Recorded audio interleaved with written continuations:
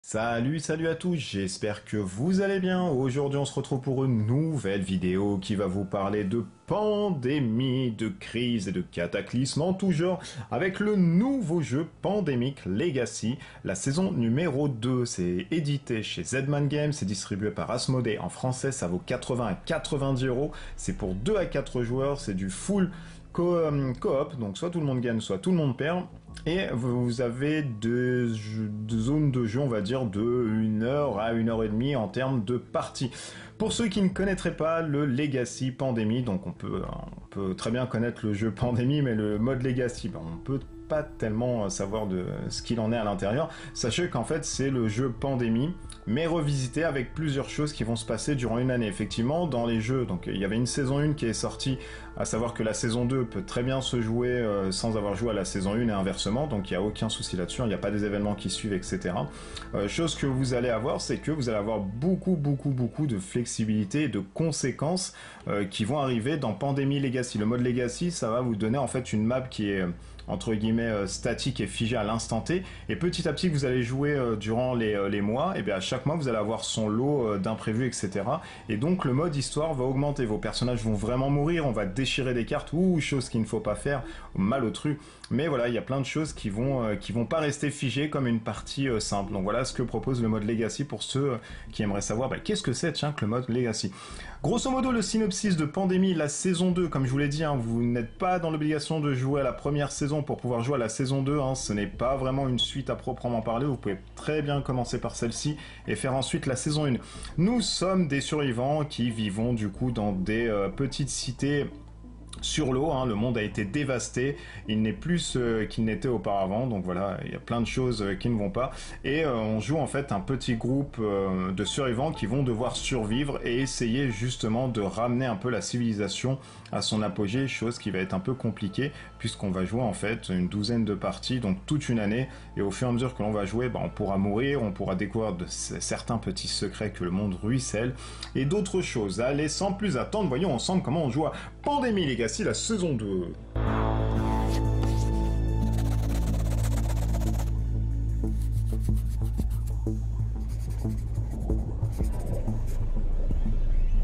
Petit tour rapide du propriétaire dans une boîte de Pandémie Legacy, la saison 2, nous allons avoir plusieurs choses. Alors nous allons commencer par le plateau qui est ici, le plateau va être non flexible, il va être flexible, pardon, il va pas être linéaire, et du coup vous allez pouvoir ajouter des choses, etc., des cités, etc. Donc si vous commencez avec ce plateau qui est tel quel, nous allons avoir des cubes ici verts qui sont les cubes de fléau, qui sont la nouvelle menace en fait dans ce jeu. Auparavant vous étiez en train de fabriquer des remèdes pour justement éradiquer les virus, et bien là, si vous n'avez plus de stock qui sont les cubes ici marron sur vos villes, et bien vous allez mettre un jeton fléau. Le jeton fléau qui est le cube vert va augmenter ici votre petit tracker de menace, et dès que vous arrivez du coup à la tête de mort, vous avez perdu directement la partie. Qu'est-ce qui se passe quand on perd la partie? On peut recommencer le mois en cours. Par contre, si au bout de la deuxième fois on perd le mois en cours, et bien là on passe directement à l'autre mois suivant. Nous allons ici avoir une petite planche de stickers qui représente à la fois l'avatar de votre personnage ainsi que son métier et des cicatrices. Les cicatrices vont être amenées justement sur les fiches de votre personnage, c'est des choses que vous allez gratter, et si vous avez des cicatrices, vous collez le sticker de la cicatrice. Je vais revenir bien plus en détail là-dessus. On va avoir le paquet ici de propagation, vous connaissez un peu tous, donc on va retourner des cartes, et là, au lieu de rajouter des cubes, eh bien on va enlever des cubes pour les remettre au stock. Si on n'a plus de jetons cubes sur par exemple une ville, hop, on va mettre directement un jeton fléau. Ici, nous allons avoir les cartes qui vont nous permettre de construire des centres de ravitaillement, d'avoir plus de stock, etc. dans une ville, afin justement de subvenir aux besoins des citadins. Nous allons avoir ici des fiches de personnages qui vont nous permettre justement d'accueillir des stickers de personnages, à savoir notre avatar ainsi que le métier. Nous allons avoir des boîtes ici qui sont au nombre de 8 qui vont nous permettre, à chaque fois qu'une boîte va être ouverte, de découvrir son lot de conséquences d'imprévus. Donc c'est voilà ce qui va vous permettre aussi dans le mode Legacy de faire plusieurs choses. Et nous allons avoir une planche comme celle-ci qui va nous permettre, quand le moment sera dit, de détruire une petite case et de voir ce qu'il y a à l'intérieur de cette petite boîte. Allez, sans plus attendre, voyons ensemble comment se passe un setup de jeu. Chaque joueur va se munir tout d'abord d'une carte de personnage. Alors une carte de personnage, vous allez en avoir plusieurs et qui sont vierges, à savoir que vous allez voir, dans les plusieurs que vous allez avoir, elles vont avoir son lot en fait de surprises. Ici, nous allons coller un sticker qui est représenté par justement l'avatar. Là, ça va être les cicatrices que l'on va pas avoir et le métier aussi. Nous allons mettre le foyer, donc où on commence, l'âge ainsi que le lieu du décès. Donc quand on meurt, il faudra aussi l'indiquer. Et ici, nous allons avoir l'exposition. Comme vous pouvez le voir à la caméra, nous allons avoir 7 stades d'évolution. À chaque fois que nous allons commencer notre début de tour avec un cube vert à notre cité, donc un cube fléau, eh bien nous allons être explosés justement à ce fléau. On va gratter directement ici le petit encoche et on va voir ce que nous procure la case. Donc on peut avoir des cartes en fait qui nous donnent du bonus, on peut avoir des cartes qui nous donnent du malus, et on peut avoir des cartes qui nous donnent rien du tout. Donc au fur et à mesure, on va gratter pour voir ce qui nous est donné. Derrière ici, eh bien on va avoir le journal de bord, donc le mois, le joueur, la victoire oui ou non, ainsi que la date, etc. Les joueurs vont se munir, comme je vous l'ai dit, d'un avatar, donc on pourra choisir, voilà, avec une planche de stickers comme celle-ci. Alors moi je suis pas tellement adepte des stickers, mais bon, vous pouvez très bien les coller sur voilà, avec de la pâte à fixe, etc. Donc on va voir l'ensemble de ces personnages-ci, ainsi que les métiers, donc professeur, ouvrier, opérateur radio, fermier, administrateur. Donc c'est des stickers hein, qu'on va coller, etc. Dessus. Et en dessous, en jaune, là, vous allez avoir en fait les cicatrices. Ce sont des choses que vous allez gratter sur la piste d'exposition du personnage, et à chaque fois qu'on révèle une cicatrice, on ajoute un autocollant cicatrice à son personnage. S'il n'y a plus d'emplacement vide sur notre personnage, on pose l'autocollant cicatrice sur un métier ou une capacité de personnage, ce qui va handicaper en fait notre personnage par rapport à justement ses blessures. Ceux qui connaissent Pandémie connaissent aussi ce genre de cartes qui vont nous permettre soit de nous déplacer ou soit justement de défausser des cartes pour pouvoir créer des centres de ravitaillement. Et bien là, ce sont les nouvelles cartes en fait que vous propose justement la saison 2, à savoir on reste sur la même typologie que Pandémie, donc on a le nom, on a nos localisations, on a la couleur qui va nous permettre justement de faire des choses avec. Nous allons aussi avoir des épidémies, l'épidémie qui va accélérer le marqueur de vitesse, la propagation ainsi que l'intensification et surtout synonyme de fin de partie. C'est des cartes qui sont là pour uniquement accélérer en fait le jeu et vous donner du fil à retordre. Mais pour pallier à ceci, nous allons aussi avoir des événements qui vont nous donner des populations résilientes et toutes sortes d'événements qui vont pallier justement à toutes sortes de menaces. Les cartes de propagation, comme je vous l'ai dit, dans Pandémie de base ainsi que la saison 1, dès qu'on tirait en fait une carte, on mettait le nombre de pions maladie virus qui était affilié justement à la carte. Là par exemple, ici quand on va tirer une carte qui est New York, on va enlever directement en fait des cubes de stock sur cette ville. S'il n'y a pas de cube de stock là-dessus, on va poser directement un jeton fléau et là c'est le mal absolu. Après avoir vu les cartes et comment elles fonctionnaient, nous allons voir ensemble comment se passe le jeu et son setup au prologue. Alors encore une fois, je ne vais rien vous spoiler, ne serait-ce que même le prologue, je vais juste vous lister les actions qu'on va pouvoir faire à son tour et ce qu'on va déclencher en fait à la fin d'un tour de jeu. Alors on commence déjà le setup par mettre nos pions par rapport à l'une des 3 villes qui sont vierges. Donc on a une ville vierge ici, une ville vierge au-dessus et une ville vierge ici à côté. On va nommer la ville, donc ce qu'on veut, Paris, Asgard, Londres 2.0, Le Caire 600 000 avant Jésus-Christ. Donc voilà, vous mettez ce que vous voulez et vous commencez en fait votre tour de jeu. Alors dans le tour de jeu, on va vérifier l'exposition. Vérifier l'exposition, c'est voir si notre personnage n'est pas justement avec un cube vert. Et pour le coup, s'il est avec un cube vert, là il va être explosé et on va directement gratter le premier slot de sa carte d'exposition. Ensuite, on peut effectuer 4 actions. Alors, on peut effectuer 2 fois la même action, 3 fois, 4 fois, donc il n'y a aucun souci là-dessus. La première action que l'on va pouvoir faire, c'est se déplacer, voiture ou ferry, d'un lieu adjacent par une ligne ou une voie. Donc, on peut se déplacer, d'une ligne adjacente sans problème. On peut naviguer pour une action, donc on défausse une carte pour se déplacer sur la ville nommée, du moment qu'on peut tracer une route maritime vers cette ville. Donc, par exemple, si je veux aller on va dire Washington, je dépense Washington et hop, on peut tracer une voie maritime, du coup on y va. On peut aussi faire l'action bateau charter, donc là on défausse la carte ville qui correspond à la ville où on est situé, Et on peut se déplacer sur n'importe quel lieu où on peut tracer une route maritime. Donc si je suis à Sao Paulo, je défausse Sao Paulo et je peux aller à Lagos, je peux aller du coup à New York, etc. Donc dès qu'on peut passer des trucs, on peut le faire. On peut se partager des connaissances pour un point aussi d'action. Donc au choix, on donne une carte qui correspond à la ville où on est situé à un autre joueur, où on prend une carte à un autre joueur de la ville du coup, mais on doit être dans la même ville avec les deux personnages qui se partagent les connaissances. On peut construire un centre de ravitaillement, donc ça tout le monde connaît. On défausse 5 cartes de la couleur de la ville pour y construire un centre de ravitaillement qui sont les petits cubes blancs que vous avez ici. On a des actions qui sont nouvelles, comme celle qui est la reconnaissance. Donc la reconnaissance, elle peut être faite ici, ici, là-bas, ainsi que là-bas. Elle permet de faire quoi cette action reconnaissante? Eh bien, on peut défausser des cartes lorsqu'on est situé sur un lieu éligible, comme je vous les ai montrés, hop, ici, et ensuite on va tirer en fait directement le compartiment. Donc là on tire le compartiment 1, 4, 2, 7 et 5. Donc là je peux pas vous les tirer puisque voilà, ça va vous donner un petit peu de spoiler là-dessus. On peut fabriquer du ravitaillement, donc on prend un cube de ravitaillement du stock et on le place sur la carte du personnage. Donc une fois qu'on a sa carte, on prend là, hop, et on fabrique du ravitaillement. Et on peut livrer du ravitaillement. Comme vous le savez ici, livrer du ravitaillement, c'est ce qui va vous permettre de pallier à la propagation du personnage. Donc si par exemple j'avais hop 2 cubes sur mon personnage, je prends les 2 cubes et je peux mettre autant de trucs que je veux. Donc là je peux si je suis à Sao Paulo, je peux en mettre 2. Voilà, on va faire ça ici. Voilà, je suis à Sao Paulo, j'en avais 2 directement, et bien j'en mets 2 ou 1 ou ce que vous voulez, autant de cubes que vous voulez de votre personnage vers le lieu que vous occupez. On a ensuite des actions qui sont dites gratuites. Alors ces actions, on peut les faire durant la phase uniquement d'action et à n'importe quel moment qu'on souhaite. On peut prendre du ravitaillement, donc on peut prendre un nombre de cubes ravitaillement de son choix du lieu où on est et les placer sur notre personnage. Donc on peut dire qu'à Sao Paulo, s'il y en a 2, j'en prends 1 ou 2 et je les mets sur ma fiche de personnage. Et on peut transférer du ravitaillement.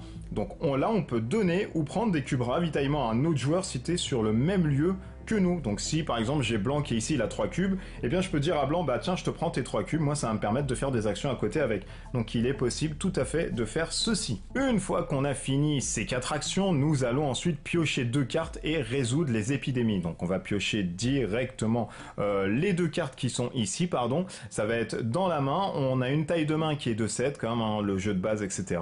Et ensuite on fait la propagation des villes. Propagation des villes, et bien on va tirer 2 cartes qui sont synonymes par rapport au virus ici qui est le token vert que vous voyez à l'écran. Donc on va prendre 2 cartes, on va les retourner et pour chaque carte qu'on va retourner, ça va nous donner une ville et sur les villes, on va retirer un cube directement et le remettre dans le stock. Si on n'a pas de cube ravitaillement, et bien là, c'est compliqué puisque là, on va tirer un cube fléau. Mais que se passe-t-il quand un cube fléau est placé directement sur une ville qui ne possède plus de ravitaillement? Et bien là, c'est un peu compliqué puisque là, il se passe un incident.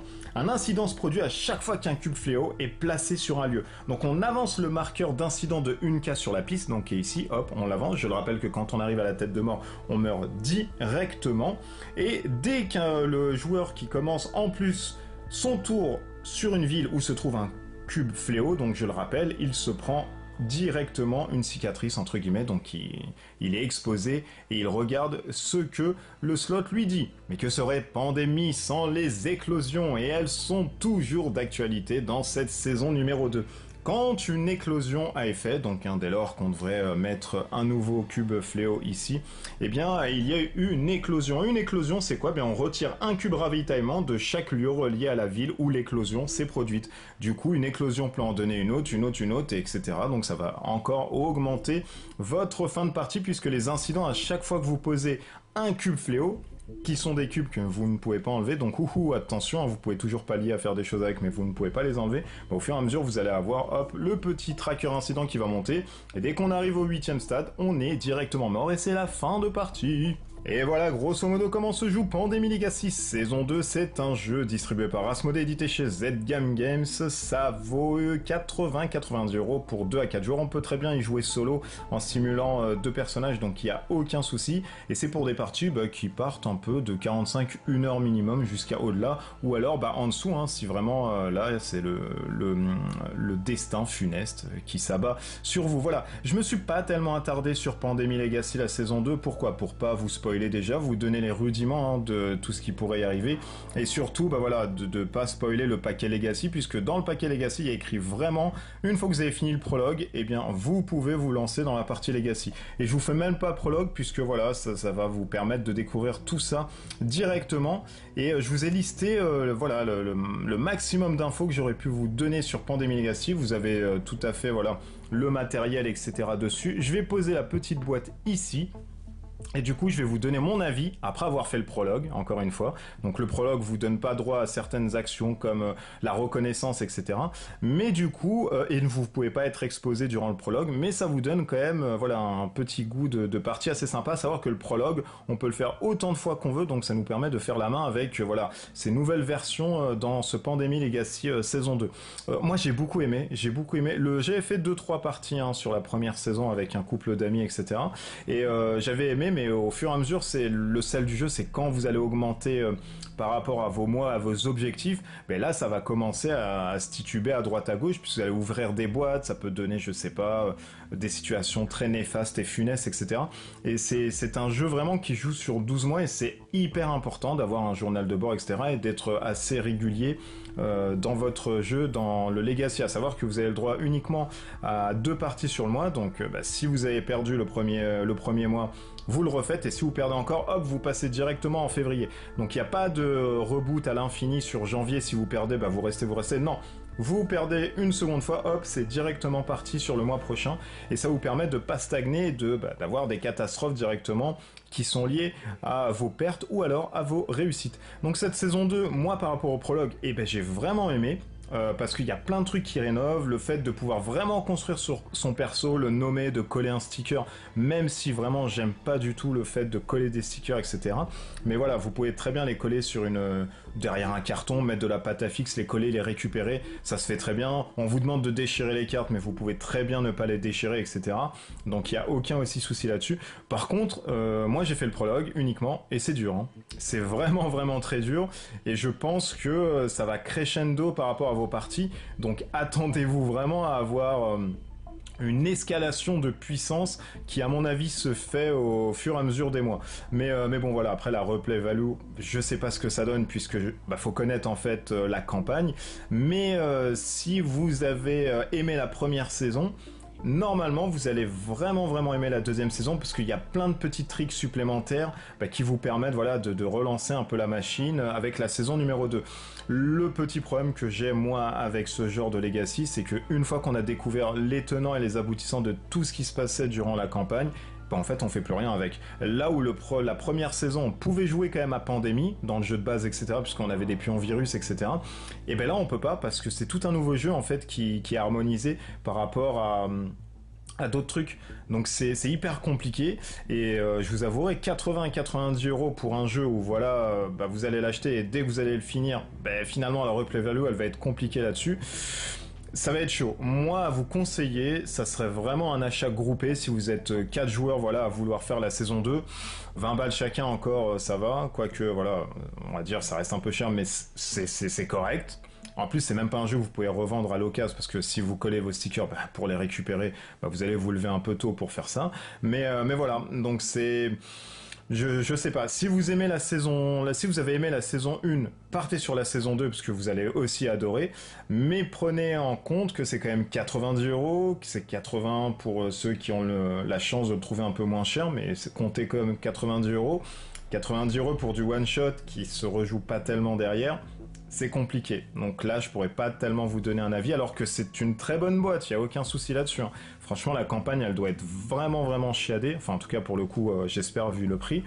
Mais voilà, vous lancez dedans pour vous donner voilà, un nouveau jeu et puis vous dire que c'est un jeu que je pourrais me coltiner et puis rejouer à la longue. Non, ça faut pas partir là-dessus, je pense, sinon c'est compliqué. Si vous avez aimé la saison 1 et que vous voulez partir sur la saison 2 et que vous avez un pool de joueurs qui va jouer avec vous et va pas déserter et vous mettez voilà 20-25 balles chacun, etc. Franchement, ça vaut le coup. Là, pour le coup, voilà, si vous êtes plusieurs à l'acheter en même temps et vous faire une boîte en commun, c'est hyper bien foutu et vous pouvez vous lancer sans trop de problèmes. Donc voilà, c'était mon avis sur Legacy. Vous avez les tenants et les aboutissants, comment ça joue, si c'est fait pour vous ou pas. Et j'espère du coup que vous avez aimé cette vidéo. En tout cas, si vous avez aimé cette vidéo, n'hésitez pas à liker, n'hésitez pas surtout à vous abonner et tout à la chaîne. N'hésitez pas à liker aussi la page Facebook Je Découvre. Et nous, d'ici là, on se retrouve pour une prochaine vidéo. Allez, ciao la bise à tous.